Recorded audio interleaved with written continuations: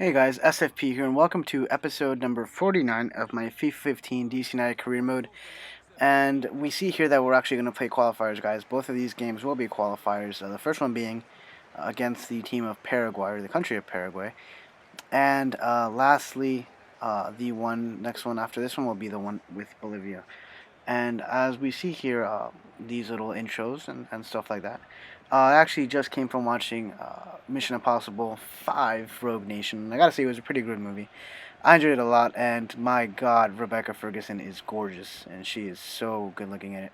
And obviously, she's a good actress. I don't want to sound like I'm prioritizing her looks or anything for that reason. I think she sold the part very well, and I look forward to seeing her in any other thing that she's actually going to be a part of. I know she has some projects in the works, but I'd have to double check because I don't quite remember which projects there are. But from what I recall, there seems to be or she seems to be an interesting project. At least one of them I know of. But like I said, for some reason I can't recall. Anyways, getting out of the whole movie realm, which I do apologize for, guys. Like I said, I'm not exactly the best commentator, so I tend to fluctuate with the things that I tend to talk to. I want to focus on other things. And by that I mean, like, when I do these gameplays, I don't want to just bore you guys by saying, oh, this person passes to this person passes to that. I kind of want to give you guys a little insight, I guess, on myself in general. I obviously enjoy movies, so I'll be popping in every now and then with some movie uh, trivia, somewhat movie reviews, but it's not like the main focus, obviously. And I guess any everyday life, any news outside there relating to soccer, I'll obviously bring it here. And speaking about Paraguay, I know that the Seattle Sounders have recently acquired a Paraguayan forward whose name eludes me at the moment. But I know he played in the German Bundesliga for a while, but I don't recall his name. Anyways, here we go with Dessa here. Dessa's going to center the ball to Velarde. Reina gets it. The player that I actually tried to get, but opted for Araujo. He gets the start here. And the only reason he's getting the start is because I do not want Araujo to get injured or be fatigued in order for me to solidify my spot at the top of the East. Anyways, here we see a good opportunity for Paraguay.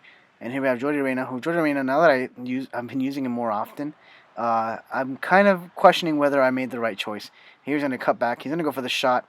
And as you guys know, this channel is known for the weirdest goals scored. And I got to say, this is one of the weirdest ones I have seen.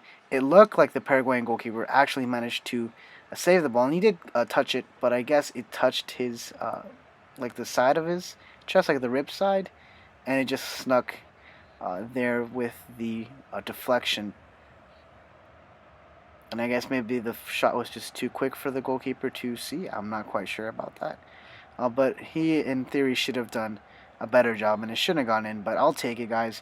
And as you will see in this video, this game was actually one of the most impressive games I've played so far while I've made my switch to world class. And here we see that Jordi Reina has another opportunity, and this one's actually a legit goal. This is 2-0, guys, and what a nice double there for Jordi Reina. And because of his performance here, I'm questioning again whether I made the right decision. And maybe, like I said, I haven't used Araujo on the national team that much. I don't think at all, actually. And so I'm going to probably give him a try next game and see whether or not I chose the right player. And, you know, in hindsight, the fact that I've used Jordi Reina more often than I have Araujo, maybe I should have gone with Reina just because I know what is expected of him. I know what I'm going to get out of him. And I already know how to use him to a certain extent. Anyways, and then we see here a mistake here. And Cardoso shoots it. And Cardoso does not get a good shot on target there. And I think actually my player deflected it slightly there. And I believe that was Gajins. And that's why Gajese is applauding Gajins for his good defensive work there.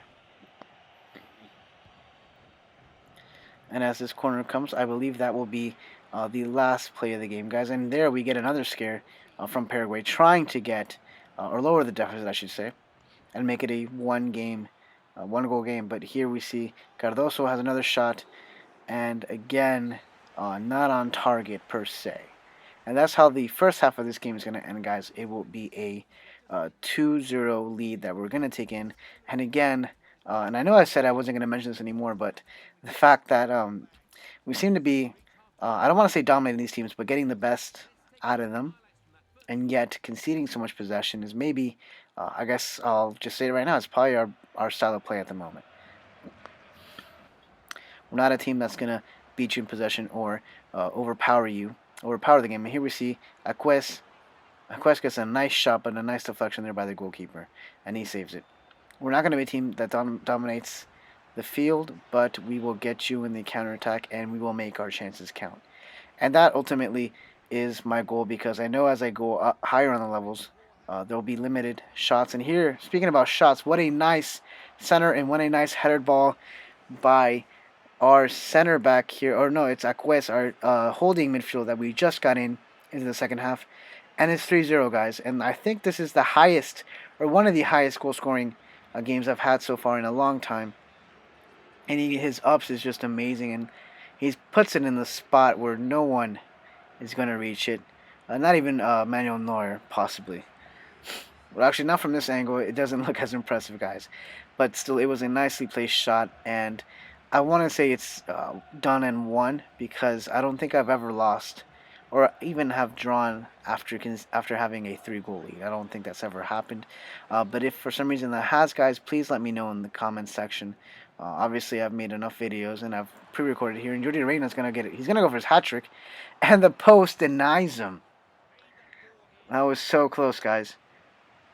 So close.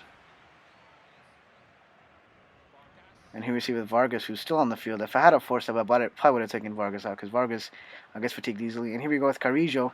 What a nice centered ball and a nicely softly taken kick that goes past the goalkeeper. And that makes it 4-0, guys. And I can definitely say with absolute certainty that this game is over.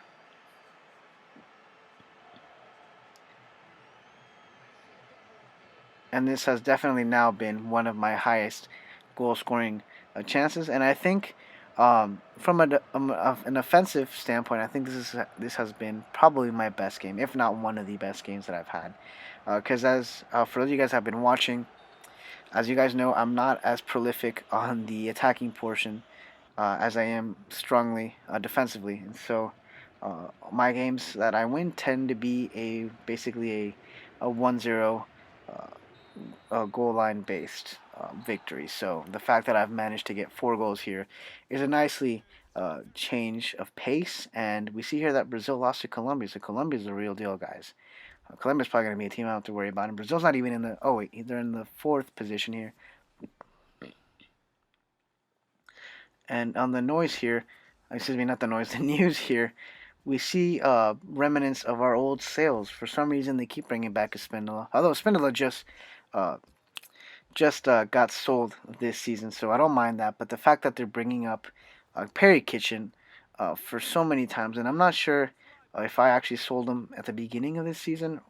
I know it wasn't this summer transfer window, but maybe it was in the winter, right before the season actually started. And here we see that so far the 7 games we've won 4, we've drawn 2, and that one loss is technically a loss that doesn't count towards me, because when I had the team, they had a draw and a loss. So the fact that I've been undefeated so far is pretty good. I think I've won most of my games, and I've tied maybe the first game.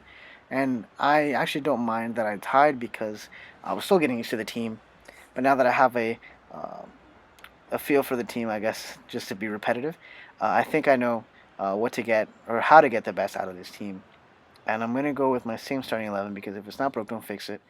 And this is Bolivia, so whether it's justified or not, I'm expecting a win. I would get bummed if I drew. But considering I've beaten the likes of Brazil, I've beaten the likes of Paraguay, Chile, away, I think Bolivia should be a doable game. And anyways, guys, I guess I'll just take this point here as well to plug in a couple things. Please follow me on Twitter at SFP Soccer Show. And also check out my other channel, Soccer Fan Perspective. And I know this is a little bit unorthodox because people usually say that towards the end. But I figure um, instead of just waiting here and just going on rambling, just plug in that little information there. And we're going to see here starting 11 for Bolivia.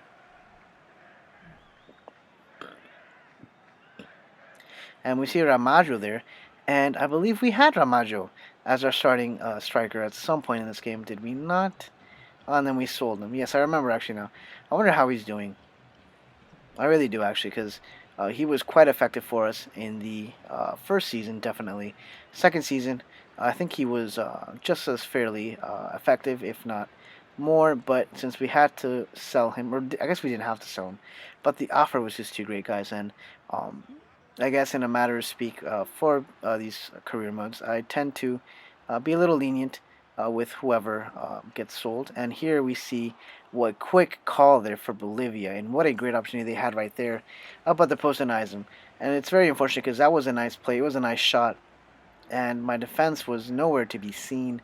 So that should have been a 1-0 victory for the Bolivians there.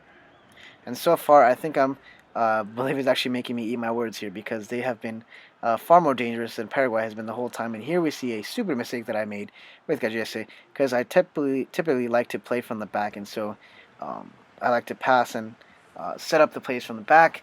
However, in certain circumstances, it's probably best to just boot it out on the field. And in this case, I misjudged it, and I should have booted instead of just passing it. And now that they had those two close opportunities, they actually convert in one, thanks in part to Arce, the striker from Bolivia.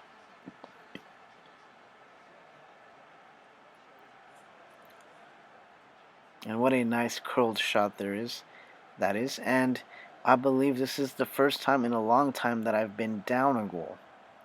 I believe maybe the Chile game where no, the Chile game actually I didn't concede a goal. But so far I've managed to be very well defensively. But for some reason in this game, I guess maybe my overconfidence is outdoing me, and now I'm down a goal, and now I have to make a comeback here, guys.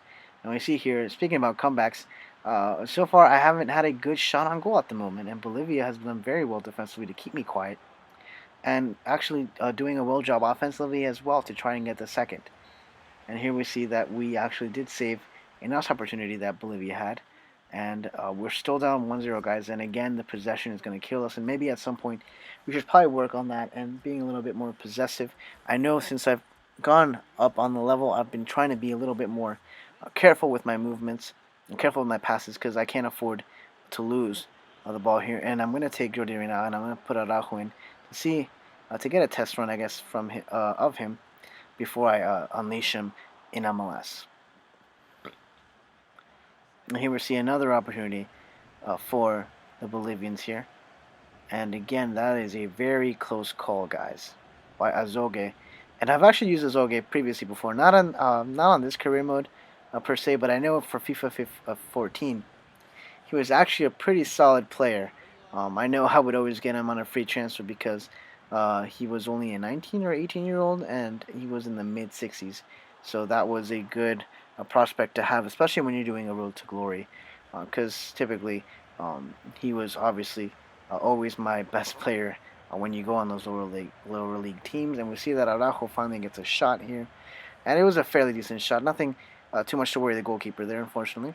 And here we go on our own side of the field, and Bolivia is doing what they would probably do in real life, and that's not a knock on them, because I know if I saw that Peru was actually winning a game against, let's say, Chile or Argentina, and they just decided to hold the ball in, I wouldn't blame them at all. And anyways, guys, we're going for the counterattack, but as you can see here, the whistle will be blown before we even attempt to do it. And we are going, unfortunately, to lose this game 1-0, and that is the first loss that we've had as the coach of Peru. And that is it for these games, guys. We actually managed a good victory against Paraguay and somehow stumbled against Bolivia. But hey, that's football sometimes. That's soccer. You tend to win the ones that you're going to win the games that you don't expect sometimes. And then you lose the ones that you definitely should have won. And we're going to just go by here and simulate until the next game, which will be against the Portland Timbers. And maybe this will be the the first game that I'll have against Araujo. And I'm going to make a couple of changes here, if I'm not mistaken. And I'm going to make the change right now. I'm going to take out Chris Rolfe, who's been so good, Chris Rolfe has. And I'm going to put in Araujo because he is a technically, quote-unquote, better striker here. But like I said, sometimes it's not about the ratings, guys. Sometimes it's about how confident you feel with the players that you have. And I say this because, and I don't know if this has been something that you guys have noticed, but sometimes well, at least for me, I play better with these smaller teams. And maybe it's the fact that expectation isn't as high, or maybe it's just the fact that I'm so used to playing with these smaller teams that I know that I have to hold the B button a little bit stronger for the power, to get powerful shots. And I know that obviously I'm not going to be the quickest team, and so I tend to play a little bit more conservative, tend to pass the ball a lot more often. That doesn't necessarily mean I'm a possession-based team, but I tend to just pass the ball around and maybe in the counterattack trying to make something happen. And we're going to see here the squad report for this month, and we see that Longo has actually been growing really well. Arturo Mina again is unhappy. Arieta's going down. Farfan's looking well. Crow's actually not growing as much as I wanted to. Speeds has been good. Fellheimer has been good. Arnaud is going down as well. Islam as well has been doing pretty good. Gillian Green has been excellent. And that is the squad report right there, guys. Not too much. I'm going to see the loans here, and I don't think many of my loan players are actually playing. And that's it for this video, guys. Thank you for watching, and until next time, see you all later.